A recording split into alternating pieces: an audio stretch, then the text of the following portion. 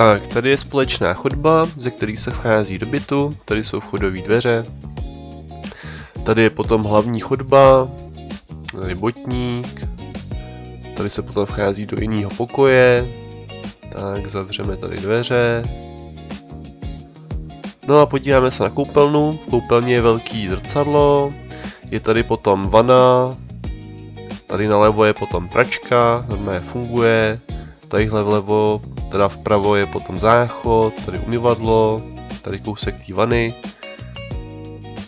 Pak se podíváme tady vlastně na vchod do toho bytu, to jsou ty šedivý dveře. No a tady napravo taky vlastně kuchyňský kout a vchod do toho pokoje. To je lednička, až nám tady trošku zase přivostří, tak se podíváme zbytek na toho kuchyňského koutu. Je tam sporák, mikrovlnka a nějaký úložní prostory.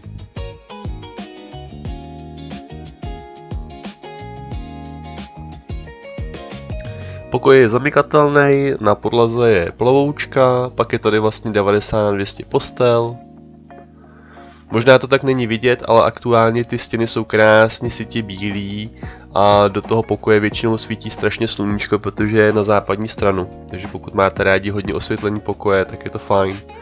Dveře jsou zamykatelné, tyhle ty dveře budu zrovna aktuálně měnit, budou tady nový.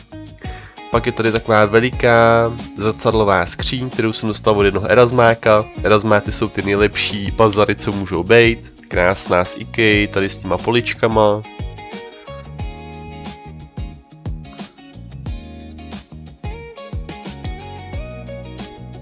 Jo, pak je tady ještě komoda, stůl.